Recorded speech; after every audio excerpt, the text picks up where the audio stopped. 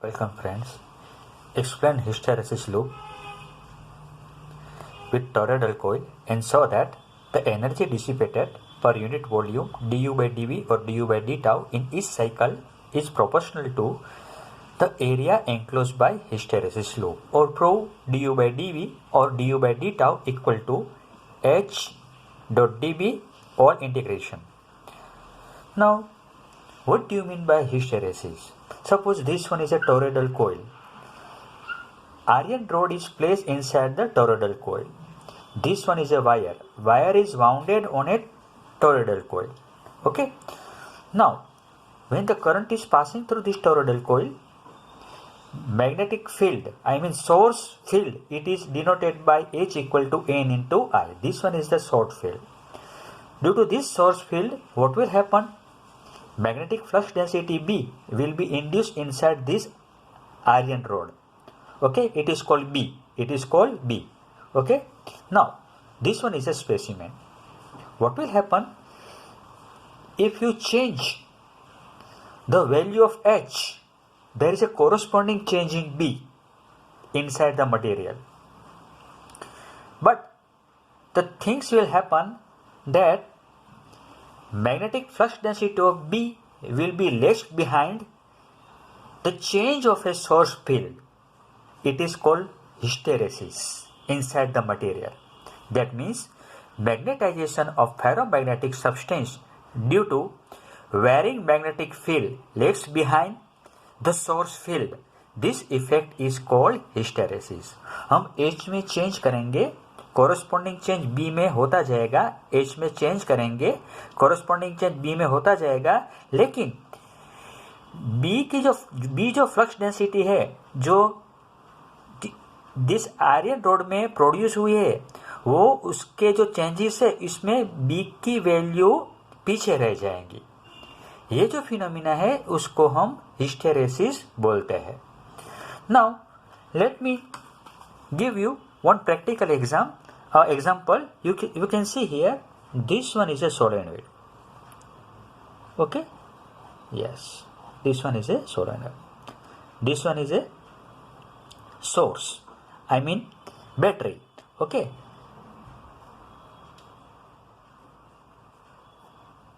you join here a switchboard 1 2 3 4, suppose like this.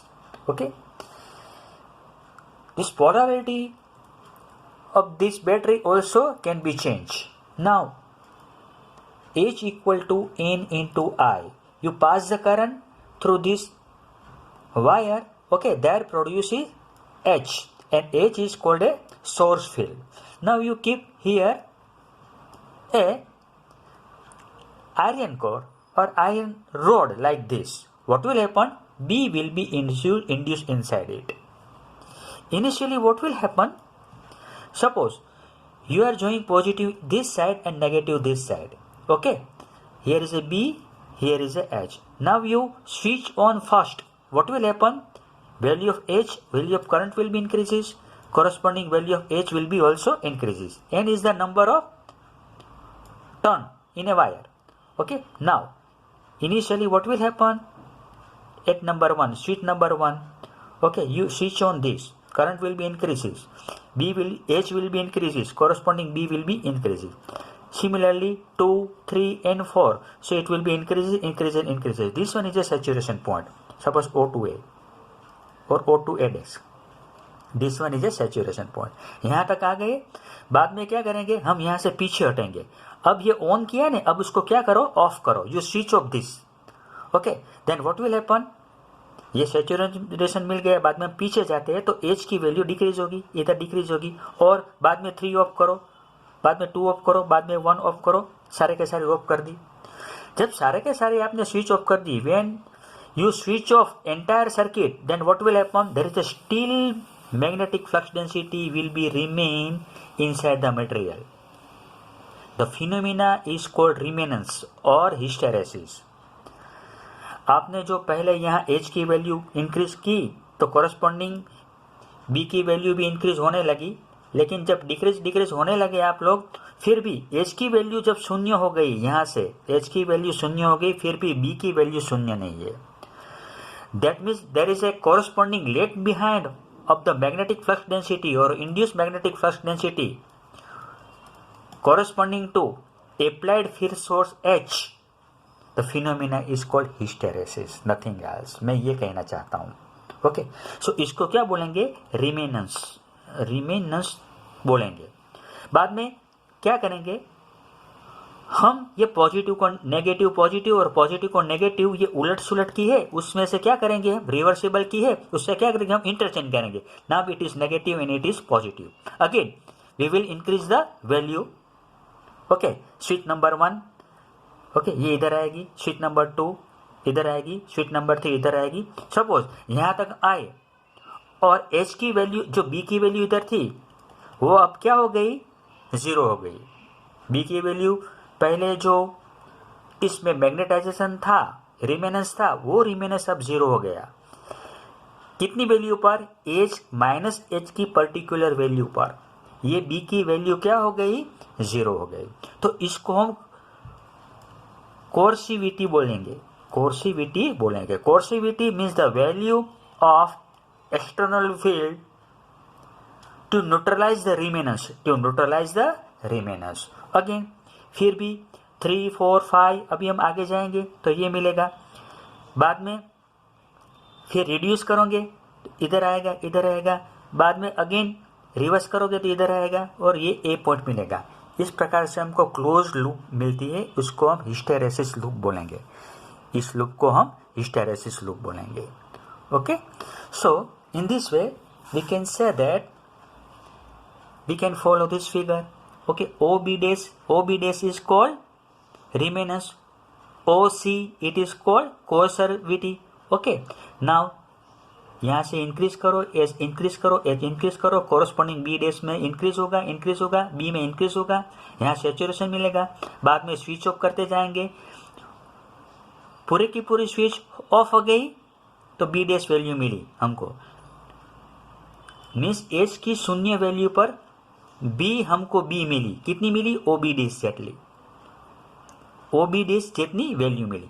So the value of induced magnetic field corresponding to H when H equal to 0 it is called remanence. बाद में reverse करेंगे हम लोग तो यहाँ से यहाँ तक जाएंगे B dash to C. Okay, then क्या होगा? ये जो रिमेनेंस है उसकी वैल्यू 0 होगी. So negative value of H for this the remanence is 0 it is called coercivity. Okay, बाद में फिर वे वापस जाएंगे, यहाँ से इंक्रीज करेंगे, वापस जाएंगे और हमको ये क्लोज लूप मिले. इसको हम हिस्टेरेसिस लूप बोलेंगे. That means the magnetization of ferromagnetic substances due to a varying magnetic field. ये वेरिंग मैग्नेटिक फील्ड है, प्लस माइनस करते इंक्रीज करते हम लोग. Legs behind the applied field H. This effect is called hysteresis. इसको हम hysteresis बोलेंगे. सो इसकी जो फॉर्मूला है हमको डिराइव करनी है. कैसे करनी है चलो देखते हैं. Work done against induce EMF की वैल्यू आप जानते हैं. du by dt equal to I d phi by dt. Okay, ये एप्सिलॉन वाली वैल्यू है. Phi is a flux, I d phi by dt. ये 12th का इक्वेशन है. Okay, now what is dt को इधर लगा दो. I d phi by dt equation number 2, but place the value of phi here. What is phi? Flux density phi equal to B into ds, surface integration Bds. You place this value. Okay, so Bds हमने यहाँ लगा दिया. Okay, now what will happen? du equal to integral del phi by del t I ds into dt, equation 3. B equal to curl of E. Okay, del by del t. देखो ये del by del t. Okay, equal to curl of E. Minus sign है तो minus sign यहाँ लगा दी. So d u equal to surface integration curl of E I d s d T.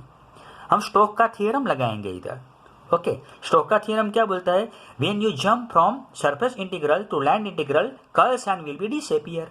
Okay, so d u equal to minus E I D L D tau. But I D L equal to J d tau. You know that J equal to I divided by A. Okay, now I into L करो, A into L लगाओ. Okay, equal to I dl meter square into meter, meter cube means dV मिलेगा आपको. So in this way IDL equal to J d tau. Okay, so du equal to, you can place the value of du equal to minus E J d tau into dt. What is the value of J? पहले Maxwell corrected Ampere's law नहीं था, only Ampere's law था. तो J की value क्या थी? J equal to curl of H. But from Ampere's non corrected law you can place the value of J equal to curl of H. Okay, so now again du equal to minus E curl of H dV or d tau into dt, equation number 6. Now you please do remember this equation. Del dot cross product of two vector A cross B or E cross H equal to H curl of E minus E curl of H. ये first vector है, ये second vector है, ये second vector, ये first vector. Okay, in this way equation number 7. हमें E curl of H की value है यहाँ इंट्रोड्यूस करनी है. Okay, so du equal to minus H curl of E d tau dt plus delta dot curl of H dt. Now what is E cross H? You know n equal to E cross H.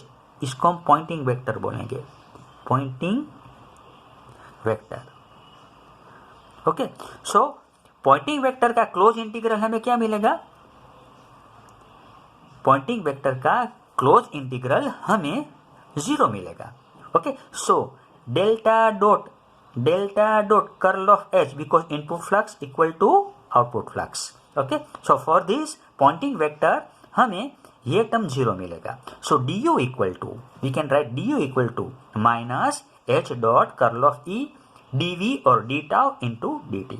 Again place the value of minus curl of E, sorry curl of E, okay, equal to del minus del B by del T. minus minus will become plus. okay, और ये volume है वो हम नीचे लगाएंगे, नीचे ले जाएंगे. सो du by dV और du by d tau equal to H dB, ये यहाँ मिलेगा हमको. Okay, so in this way we can derive this formula du by d tau. Okay, du by d tau equal to H into dB. That means energy dissipated per unit volume. Energy dissipated per unit volume in each cycle is proportional to the area enclosed by the hysteresis loop. This area enclosed by the hysteresis loop. ये hysteresis का जो practical है इसमें du by dt और du by d tau और du by dV. Okay, energy dissipated जो हुई वो इस एरियाज के इक्विवेलेंट है. तो ये हमने हिस्टेरेसिस में प्रूव करना है. Thank you very much.